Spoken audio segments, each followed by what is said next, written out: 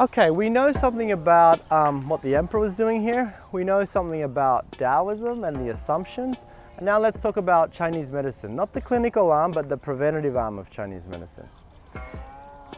Physical health, emotional stability, longevity, immortality, they're all part of one continuum. Yeah? The more order we have to create physical health, the more order we have for the emotional stability. In Chinese, the more order we have, the best chance we have to bring out our true potential. What is the most important thing I should focus on if I want this health according to Chinese medicine ideas? Live in accordance with the cosmos. And you think, what does that mean?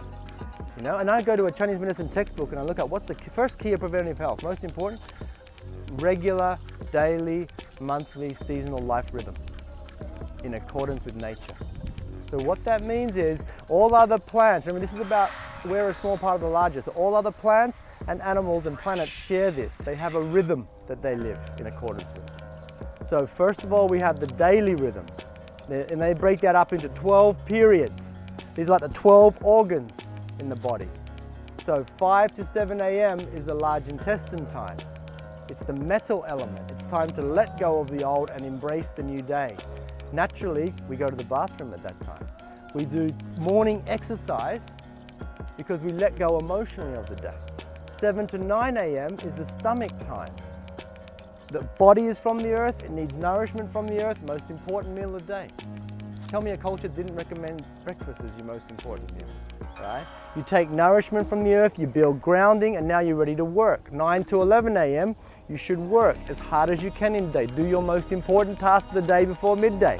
The yang is rising, yeah? So you work hard, proactively push, something that's the least enjoyable task. Do it before midday.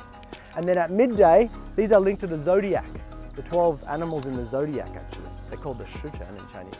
At midday, it's called the horse time, because if you look into nature, horse is the only animal still standing. All others are resting, so should you.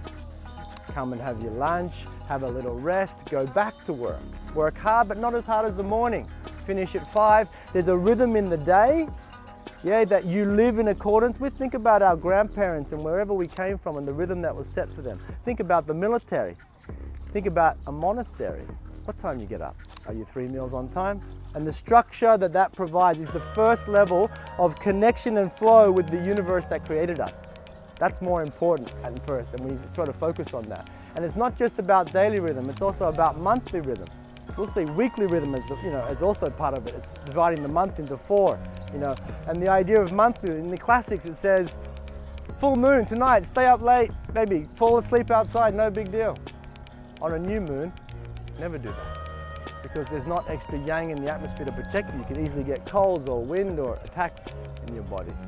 Or in the, like for example, this regular rhythm, go to bed at 12 o'clock, get up at 8 o'clock. That's regular life, and that will give you support in Chinese. If you go to bed at midnight, get up at 8 a.m. every day, that gives you support because it's regular.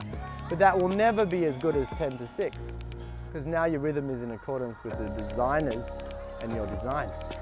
And that will never be as good as 10 to 5 with a 30-minute rest after lunch.